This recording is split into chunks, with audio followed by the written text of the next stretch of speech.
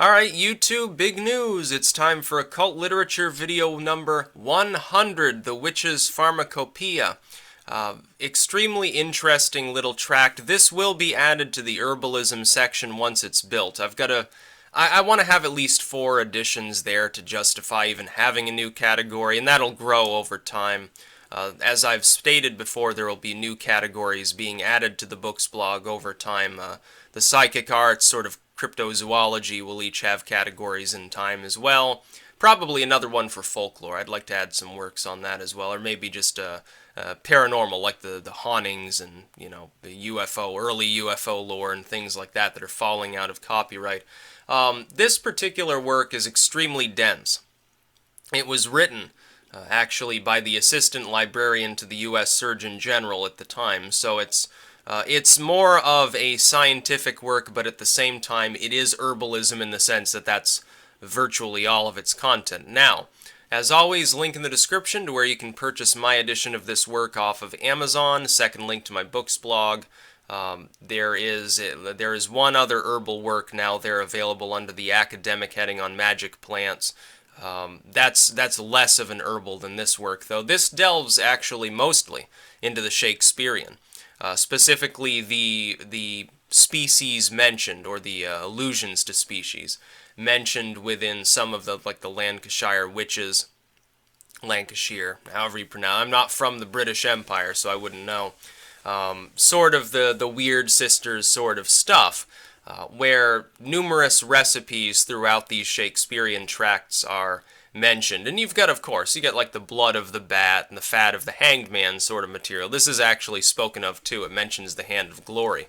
But you also have a great many herbal materials mentioned. It also goes into the Burning Times lore. For instance, the idea of witching ointment, which we now know to be largely, it's based on some sort of combination of hallucinogens. Nightshade is often used, henbane, datura, and so forth, sort of extracted and then anointed onto the body. And yes, once you absorb such things, you probably will think that you're flying. You'll just be wandering around shrieking through the woods, leading to people probably thinking you're a witch anyway, but you'll be seeing all sorts of weird visions in your head. Of course, ergotamine is mentioned here as well as a possible culprit for some of the hysteria at the time. That's now fairly well documented. People back then were eating a lot of rye. They had poorly drained fields. What do you think's going to happen here?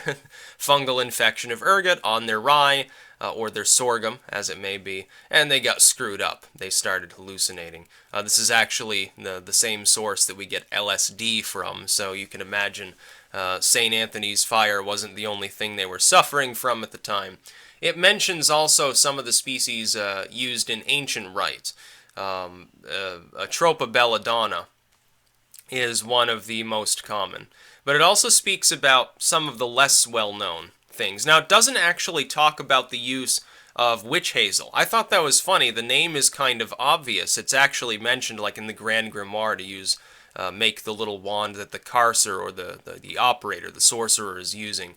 Witch hazel is mentioned in several sort of Enlightenment era grimoires, but before that it's mostly yew. And yew, I mentioned this in Fruits of Eden, is also, it has medical applications. It's actually used in anti-cancer treatments in a more purified pharmaceutical form.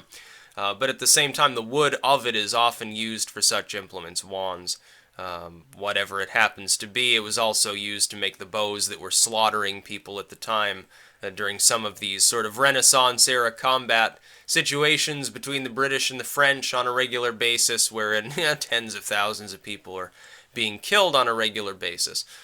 So it's a rather bloody plant. It speaks about rue or mountain ash, sort of the use thereof. I do not believe it mentions specifically the Welsh legend that if you plant mountain ash before your home, it protects it from lightning.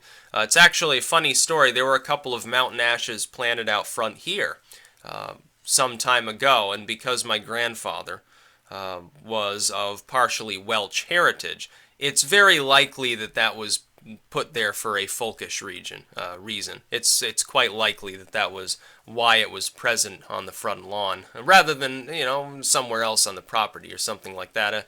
The other benefit is it continuously caused berries to fall on your car, and smushed themselves into the windshield and got the cars all fucked up. So it obviously wasn't for an aesthetic purpose. Therefore, what do you think the other purpose, spiritually speaking, could possibly be? I'm going to put my money on anti-lightning protection.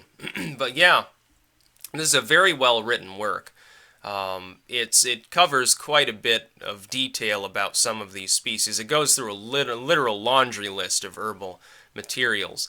And it's one of the better works, honestly. There are plenty of dedicated herbals. There's a South Sea herbal, there's like Culpeper's herbal, there's several Indian herbals. There's a lot of good stuff there. I want to release it all, by the way. That's sort of my area of greatest interest within the occult, is really within the natural science side of it, the herbal minerals and stars and stuff like that. It's cool stuff. But at the same time, some of these more academic treatises, especially where they overlap with Shakespeare, are of great interest. It's just like your future revealed by the gods of Greece, the fortune teller. It's in Shakespearean verse. There's another fortune teller that does the same thing at greater length that I'm also going to be editing in the future. Some of these oracles drag Shakespeare, and Shakespeare was a very interesting character. Perhaps it isn't, beyond the realm of synchronicity. He was actually born in Warwick in England. I thought that was funny. So was Crowley. Although I have my own, somewhat more negative opinions of Crowley. Shakespeare was a greater sorcerer. Play acting, theater in general, is sorcerous in nature. It's occult in nature. You have to be able to transform yourself like a lycanthrope to truly make it in theater. Method actors are the best among them. You think of like Heath Ledger there.